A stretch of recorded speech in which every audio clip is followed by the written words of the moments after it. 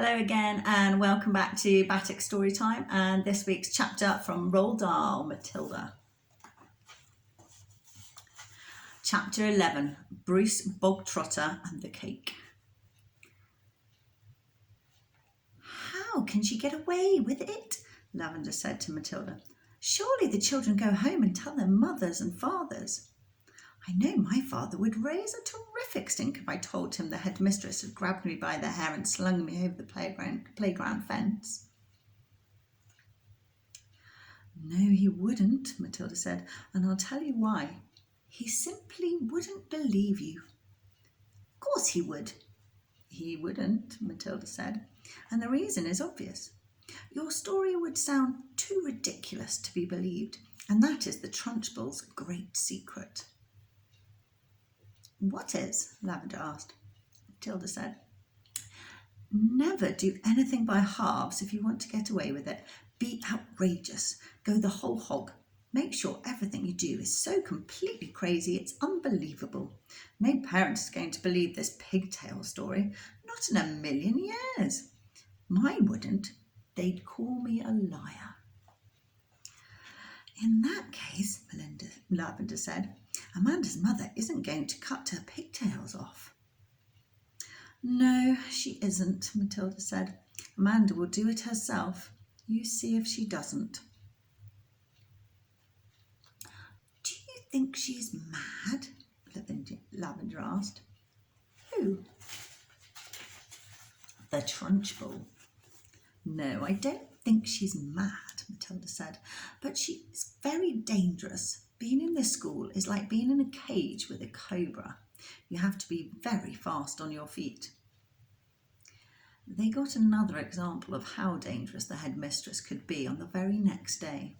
During lunch, an announcement was made that the whole school should go into the assembly hall and be seated as soon as the meal was over. When all the 250 or so boys and girls were settled down in assembly, the Trunchbull marched onto the platform. None of the other teachers came in with her. She was carrying a riding crop in her right hand. She stood up there on the centre stage in her green breeches with her legs apart and riding crop in hand, glaring at the sea of upturned faces before her. What's going to happen? Lavender whispered. I don't know, Matilda whispered back. The whole school waited for what was coming next. Bruce Bogtrotter! The Trunchbull barked suddenly. Where is Bruce Bogtrotter? A hand shot up among the seated children. Come up here, the Trunchbull shouted, and look smart about it. An 11-year-old boy who was decidedly large and round stood up and waddled briskly forward. He climbed up onto the platform. Stand over there, the Trunchbull ordered, pointing. The boy stood to one side.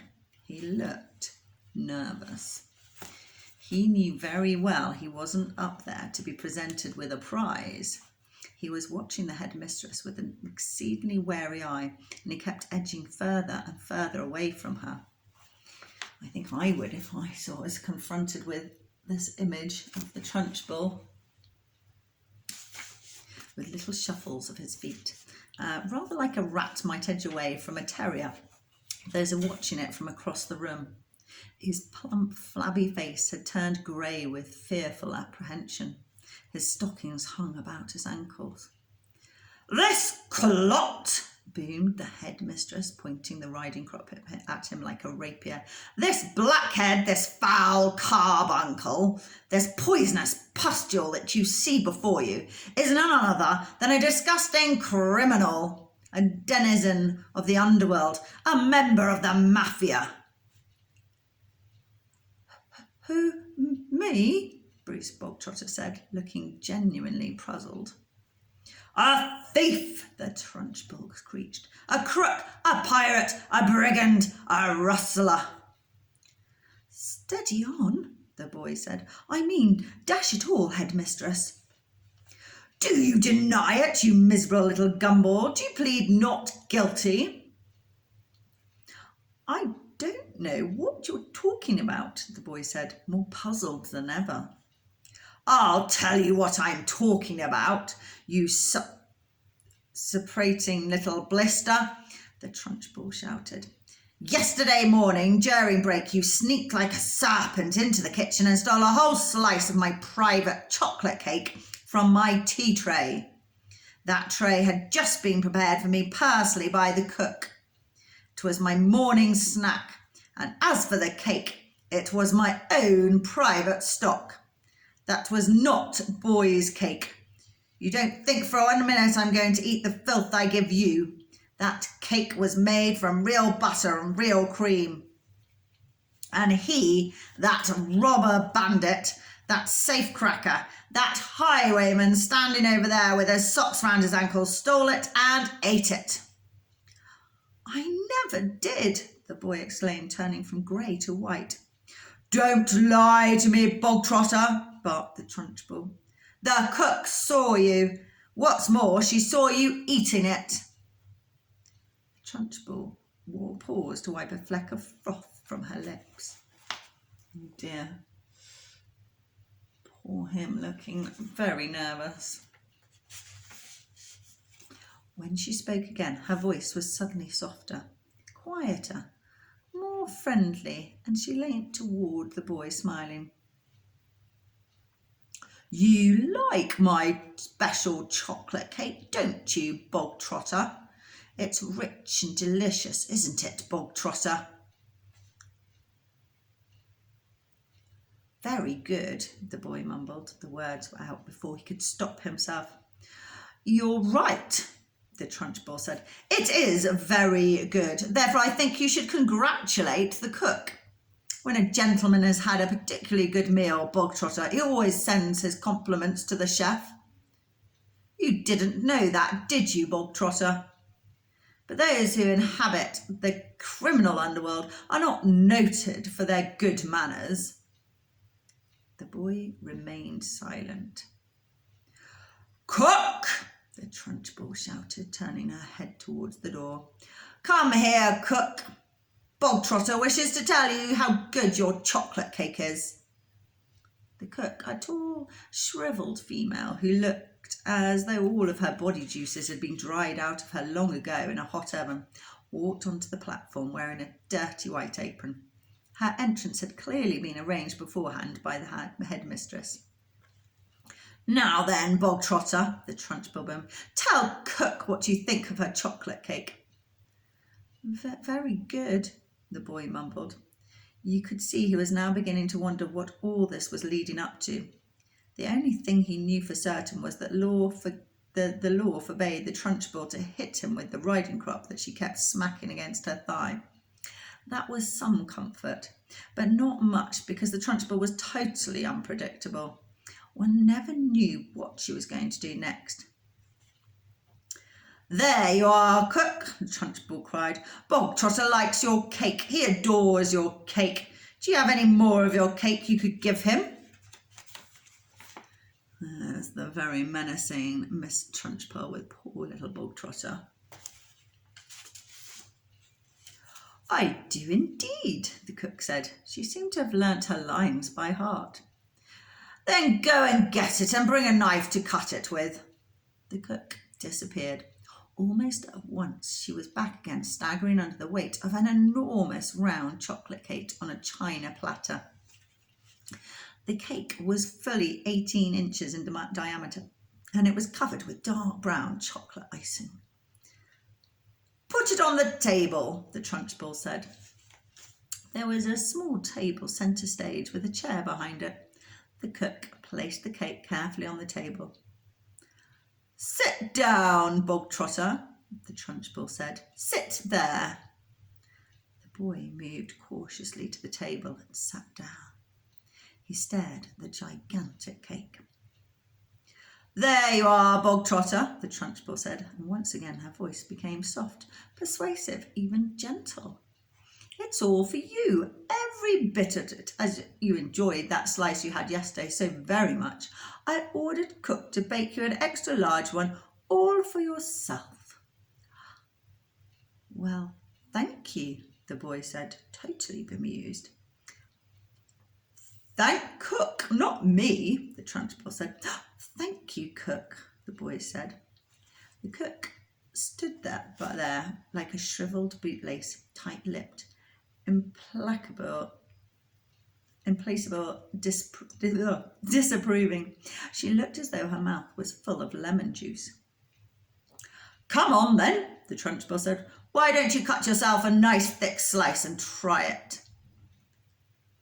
What now? The boy said, cautious.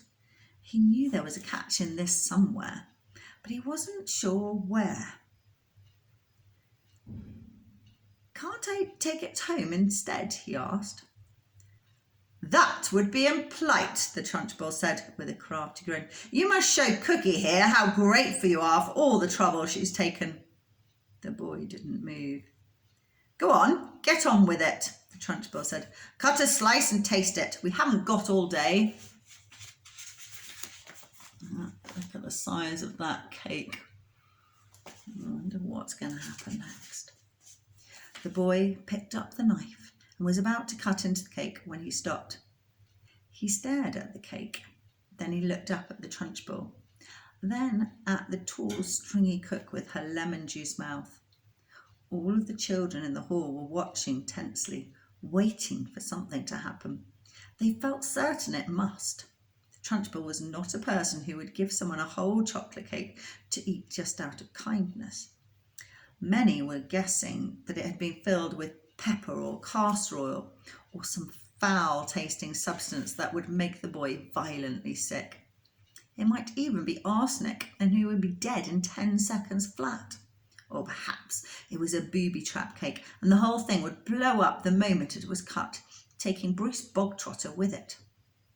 No one in the school put it past the Trunchbull to do any of these things. I don't want to eat it, the boy said. Taste it, you little brat, the Trunchbull said. You're insulting the cook. Very gingerly, the boy began to cut a thin slice of the vast cake. Then he levered the slice out. Then he put down the knife and took the sticky thing in his fingers and started very slowly to eat it. It's good, isn't it? The Trunchbull asked. Very good, the boy said, chewing and swallowing. He finished the slice. Have another, the Trunchbull said. That's enough, thank you, the boy murmured. I said have another, the Trunchbull said. And now there was an altogether sharper edge to her voice. Eat another slice, do as you're told. I don't want another slice, the boy said. Suddenly, the Trunchbull exploded. Eat, she shouted, banging her thigh with the riding crop. If I tell you to eat, you will eat. You wanted cake, you stole cake, and now you've got cake. What's more, you're going to eat it. You do not leave this platform, and nobody leaves this hall until you have eaten the entire cake that is sitting there in front of you. Do I make myself clear, Bogtrotter? Do you get my meaning? Got a lot of images today. There's another one of poor Bogtrotter desperately trying to get out of eating the cake. The boy looked at the Trunchbull. Then he looked down at the enormous cake. Eat, eat, eat, the Trunchbull was yelling. Very slowly, the boy cut himself another slice and began to eat it. Matilda was fascinated. Do you think he can do it? She whispered to Lavender. No, Lavender whispered back. It's impossible. He'd be sick before he was halfway through. The boy kept going. When he had finished the second slice, he looked at the Trunchbull, hesitating. Eat, she shouted. Greedy little thieves who like to eat cake must have cake. Eat faster, boy, eat faster. We don't want to be here all day. And don't stop like you're doing now. Next time you stop before it's all finished, you'll go straight into the chokey and I shall lock the door and throw the key down the well.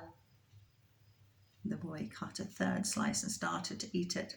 He finished this one quicker than the other two, and when that was done, he immediately picked up the knife and cut the next slice.